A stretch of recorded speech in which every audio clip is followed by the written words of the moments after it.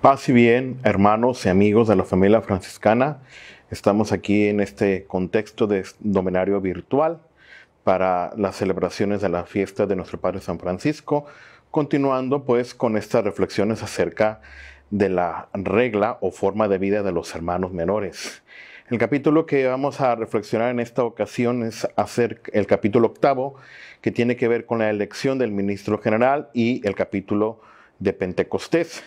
En este capítulo nosotros sabemos que se pasa de lo exhortativo, que habían sido los capítulos anteriores, a lo organizativo ya, en términos jurídicos, ya que al tratarse de un grupo en origen itinerante,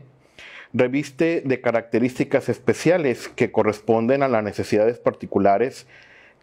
a las exigencias particulares del papado, y de mantener así su servicio a la fraternidad y, ¿por qué no?, pues también la misma catolicidad. Recordemos, hermanos, que estamos en una época en la que se dan muchas situaciones de herejía o movimientos carismáticos, ciertamente, que buscan una mayor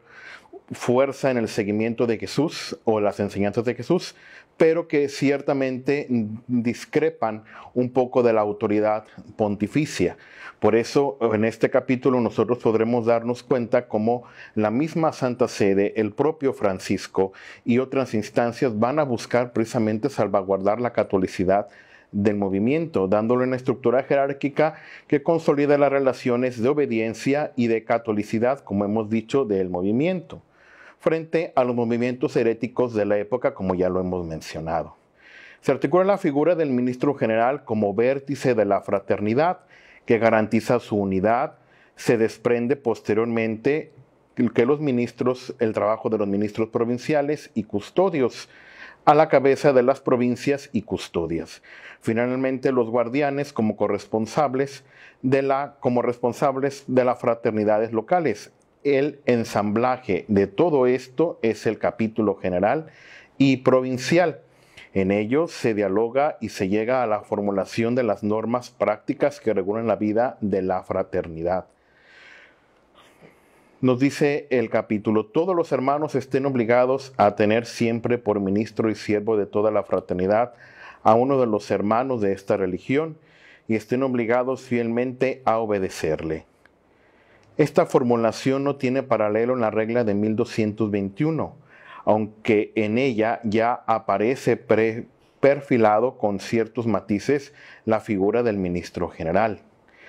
Es de hacer notar que en la primera parte de la formulación se destaca el gran interés de Francisco, porque ninguno de los destinatarios quede fuera de sus exhortaciones, dejando entrever así la importancia que tiene en su mente la figura del ministro general.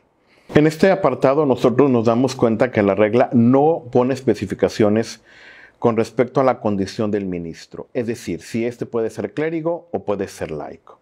Dice simplemente: sea uno de los hermanos de esta religión, poniendo el acento en que ha de ser el ministro de toda la fraternidad.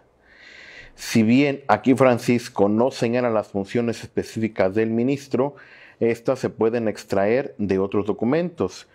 principalmente de la Carta a toda la Orden y del Testamento. En ello se describe que el ministro general ha de convocar a los ministros provinciales al capítulo general de Pentecostés, indicando la periodicidad del mismo. Posee máxima autoridad para corregir a los hermanos y para resolver las situaciones de los ministros que no viven según la regla. Concede a los hermanos el permiso para predicar después de examinarlos. Recibe a los nuevos candidatos a la orden y, si parece oportuno al respecto, puede delegar al ministro provincial para esta función, que es lo que actualmente en toda la legislación de la orden pues conocemos que se realiza. Con todo esto queda claro, como ya hemos mencionado, que el ministro general constituye el eje articulador de toda la fraternidad. Sin embargo, se trata de una autoridad en la que predomina la responsabilidad pastoral, según aparece en la regla novulada en el número 4, versículo 6. Y recuerden los ministros y siervos que dice el Señor: No vine a ser servido, sino a servir, nos dice Mateo 20:28, y que les ha sido confiado el cuidado de las almas de los hermanos, de las cuales si algo se perdiera por su culpa y mal ejemplo, en el día del juicio tendrán que dar cuenta. Mateo 12:36, ante el Señor Jesucristo. De lo anterior se desprende, pues, que la tarea principal de los ministros es ser vínculo de unión de todos los hermanos. Y esto cabe resaltar aquí, amigos y hermanos, que pues no solamente es para la figura del ministro general, sino aquellos que son provinciales, aquellos que son custodios y, ¿por qué no?, aquellos que están llamados también a ejercer la autoridad como guardianes dentro precisamente de las comunidades o fraternidades. Tienen que ser precisamente corresponsables de ese cuidado de almas que sí, si bien todos nos tenemos que cuidar en el espíritu, pero es tarea primordial de la autoridad, en este caso del ministro o del guardián, ejercer ese cuidado pastoral en la vida de los hermanos, de que realmente busquen las cosas de Dios y no se dispersen con las cuestiones del mundo, ¿verdad? Por eso es importante que atendamos este sentido de paternidad, sí, propio precisamente de la vida de la iglesia a lo largo de los años. Ya nos lo señalaba también en algún otro momento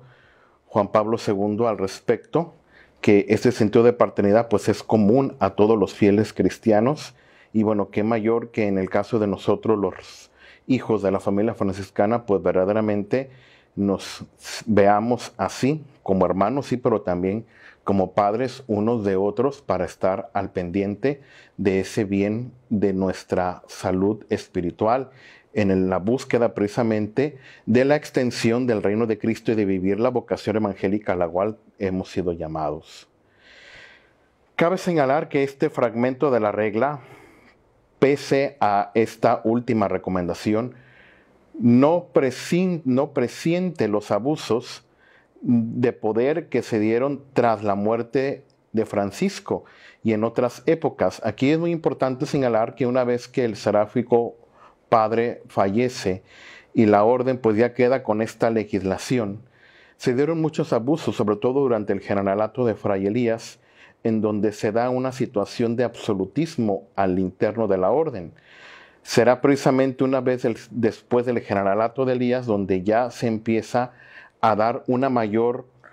mayores atribuciones a los ministros provinciales para la elección precisamente de los guardianes en las diversas fraternidades y que también los propios hermanos de las provincias puedan tener la elección de los ministros provinciales para evitar este tipo de situaciones. Que bueno, aunque en lo largo del camino histórico franciscano se han dado, son situaciones a las cuales todavía en el presente pues no podemos decir que ya han sido pues del todo superadas. Sabemos que son situaciones que se presentan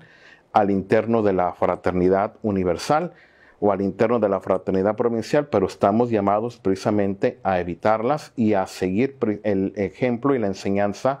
del seráfico padre en este aspecto. Por eso es importante lo que decíamos anteriormente, ser conscientes de que somos responsables del cuidado pastoral de los hermanos en las diversas comunidades.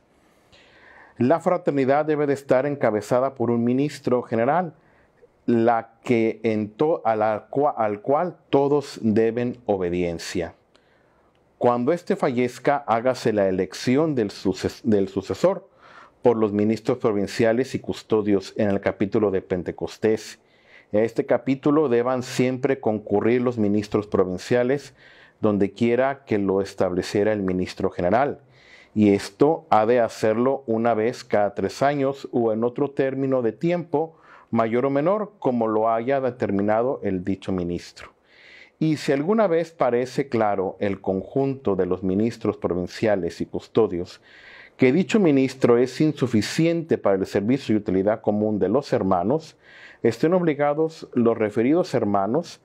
a quienes se ha confiado la elección a elegirse en el nombre del Señor otro para custodio.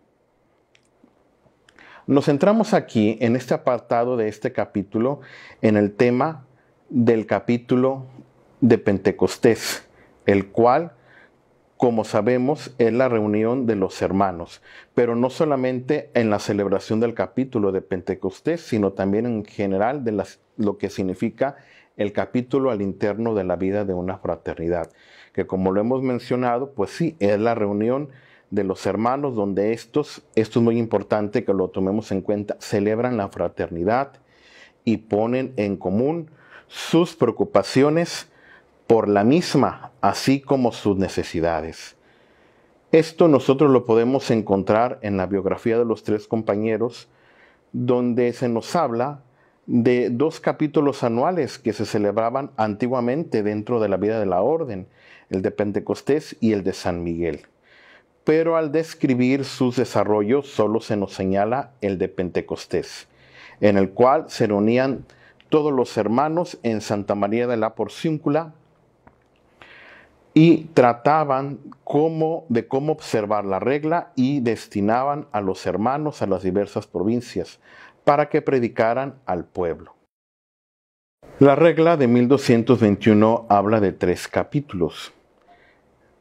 Cada ministro puede reunirse con sus hermanos una vez al año en la fiesta de San Miguel, y donde mejor les parezca para tratar de las cosas que se refieren a Dios. Y todos los ministros, los de ultramar y los ultramontanos, una vez cada 3 años, y los demás una vez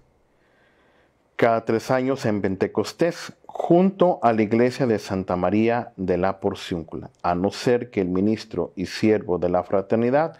disponga otra cosa. Este aspecto, pues, hermanos, amigos, es interesante porque nos deja entrever cómo ya desde el principio la orden empieza a querer transmitir precisamente las enseñanzas que se discuten, que se ponen en la mesa en los capítulos, para que el resto de los hermanos se puedan percatar de lo que está sucediendo. Cabe señalar que para estas fechas, pues ya la orden todavía en tiempos de Francisco ya se empezaba a dividir en provincias, que ya había algunas provincias en Italia y otras tanto en Alemania como posteriormente pues se darán en Inglaterra. Y de hecho pues tenemos registros en las crónicas históricas de la orden de cómo precisamente ya cuando el capítulo general se restringe solamente a los ministros provinciales, pues algunos hermanos ya no pueden asistir y pues tienen que mandar pues algunos delegados al mismo. En este fragmento denota ya que el capítulo general de Pentecostés está indicado para los ministros provinciales, que era lo que comentábamos hace un instante. Esto después de 1221 por las disposiciones dadas por el Concilio IV de Letrán, que señala que a los abades y priores reunirse en capítulo una vez cada 3 años. Las disposiciones pues del capítulo en ese momento, del concilio, en ese momento, pues ya buscan una mejor organización dentro de la vida religiosa franciscana y en general de la vida religiosa en la iglesia. El concilio retoma esta iniciativa por parte precisamente de los hermanos cistercienses, quienes ellos tenían la costumbre de reunirse en cada determinado periodo de tiempo para de esa manera poder tener una mejor organización dentro de la orden. Esto mismo el concilio lo va a hacer precisamente para que el resto de las familias y órdenes y comunidades religiosas pues puedan tener una mejor organización dentro de sus vidas y puedan así contribuir mejor también a la evangelización y a la proclamación del reino de Cristo. Es importante pues señalar que después del capítulo de 1221, ese fue el último en donde se pudieron reunir pues la mayor parte de los hermanos de toda la orden para la elección del ministro en el capítulo de Pentecostés y poder recibir las exhortaciones directamente del hermano Francisco. Será ya en los capítulos siguientes cuando ya los hermanos, pues ya distribuidos en las provincias, van a recibir pues por parte de sus ministros provinciales estas exhortaciones y consejos por parte del mismo Francisco. También aquí se nos habla en la última parte ya de este capítulo 8 de la regla de esto mismo, de la organización de los diversos capítulos al interno de la orden, ¿verdad? Como lo hemos dicho, tanto el capítulo de Pentecostés como el capítulo de San Miguel. Es importante, viendo ya una actualización sobre la situación de cómo vivir este aspecto de la vida de la orden en base a este capítulo, pues bueno, darnos cuenta, hermanos, amigos, de la importancia y del papel que juega el ministro general, como lo decíamos, como vértice precisamente de toda la fraternidad. Darnos cuenta también de la gran importancia que Francisco le da precisamente a esta figura, pero también nosotros ser responsables, como lo van a señalar otros autores, de la corrección. El capítulo tiene que buscar también la corrección común de los hermanos, y lo dice claramente ahí mismo en este apartado de la regla, de cómo se tiene que buscar el bien común dentro de la vida de la fraternidad. En una sociedad un poquito como la que estamos viviendo actualmente, en donde se ve muy impregnada la cuestión del individualismo, es bueno acentuar este aspecto de que el capítulo no debe de perder lo que en esencia es, ser el momento en donde se celebre verdaderamente la fraternidad y donde los hermanos verdaderamente busquen el bien común unos de otros. Eso sería uno de los elementos importantes que podríamos nosotros poner en práctica, como hemos dicho, ante esta situación que hoy en día vivimos, en donde cada quien, de acuerdo a las ideologías modernas, pues se busca que cada quien viva lo que le parece mejor, lo que cree más conveniente, lo que a mí me gusta, lo que yo quiero, lo que a mí me suena más atractivo. Y bueno, tenemos que recordar que estamos llamados no a vivir en una situación de aislamiento o de individualidad, sino vivir en una situación de fraternidad, buscando, como decíamos, esa celebración de lo que es la vida en común unos con otros. Y eso sería un gran aporte que nosotros, los hermanos hermanos menores, podríamos darle precisamente al mundo en nuestra actualidad, ¿verdad? Tratar de buscar esa vivencia del bien común, pero sin perder de vista ciertamente el verdadero también sentido de la obediencia, y no ver la obediencia ciertamente como una carga o a una situación muy pesada hacia la autoridad, sino verla precisamente como lo que el mismo Seráfico Padre lo señala, pues un don, en donde nosotros los hermanos nos ponemos precisamente en las manos de la autoridad, confiando en que la voluntad de Dios sí se manifiesta precisamente a través de él, pero también recordarle, ¿por qué no? Muchas veces es lícito y es necesario recordar a la autoridad, como decíamos más anteriormente, que también él tiene que velar precisamente por el bien pastoral del cuidado de las almas y de la vida espiritual de los hermanos, no solamente de la feligresía en este caso, que tenga precisamente bajo su cuidado o su responsabilidad. También es importante señalar en medio de este ambiente que nos toca vivir en el tiempo actual, que muchas veces se diera la impresión de que al salir de una entidad de la orden y dirigirnos a otra, pareciera que estamos viviendo en dos órdenes distintas o en dos modos precisamente de entender o de interpretar precisamente la forma y vida de los hermanos menores, ¿verdad? Y es importante ser conscientes de que, bueno, la orden tiene una identidad propia, tiene una esencia propia, y es tarea de nosotros el evitar que se dé precisamente esa impresión de que aquí en esta provincia nosotros vivimos aquí, en esta otra nosotros vivimos acá. Sí, se entiende que son las situaciones culturales, las situaciones históricas, las situaciones sociales de cada país o cada lugar donde la orden se encuentra, pero nosotros no tenemos que perder precisamente, como decíamos, lo esencial, que es lo que el Seráfico Padre quiso remarcar precisamente en esta cuestión de la figura del ministro general y en la figura de los capítulos, como elementos fundamentales que nos ayudan y garantizan precisamente la unidad de toda la orden. Por eso es tarea también de nosotros en particular, no solamente de los frailes, sino, por qué no decirlo, también de los propios hermanos aquí de la Tercera Orden franciscana, pues cuidar estos aspectos y estos detalles, de no perder precisamente lo esencial, lo que significa vivir la celebración del capítulo. Decían algunos comentaristas que una vez que la orden llega a una estructuración tal dentro de la configuración jurídica de los capítulos, pues la aristocracia y la burocracia como que poco a poco hicieron perder el verdadero elemento fundamental del capítulo, que era precisamente hablar de las cosas de Dios y tratar del bien común de los hermanos, y centrarse solamente en la cuestión organizativa y administrativa. Y ciertamente es una falla que hoy en día pues parece que seguimos teniendo muy marcada y muy enraizada en muchos de nuestras fraternidades, sea locales, sea provinciales, y es algo que también, como parte de la celebración de los 800 años de la aprobación de la regla, pues tendríamos que rescatar precisamente ese espíritu que inspiró a Francisco para que la figura del capítulo pues no se vuelva solamente una institución organizativa, administrativa, sino que retome precisamente ese carácter celebrativo, ese carácter de la vida, de la fraternidad, donde los hermanos tengan la confianza realmente de poner sus preocupaciones y sus situaciones en común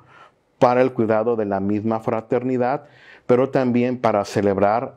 la vida misma y celebrar el don de la vocación que el Señor nos ha dado a cada uno de nosotros, que ese era el espíritu que animaba precisamente al seráfico Padre, la gloria de Dios antes que nada, y la vivencia precisamente de la pobreza de Cristo en ese sentido, para aprender a la desapropiación incluso de muchos de nuestros gustos y placeres. De hecho, el mismo Francisco y otros documentos lo van a señalar, que no nos adueñemos de las prelacías, que eso pues es un atentado verdaderamente, no solamente contra la vida de la pobreza,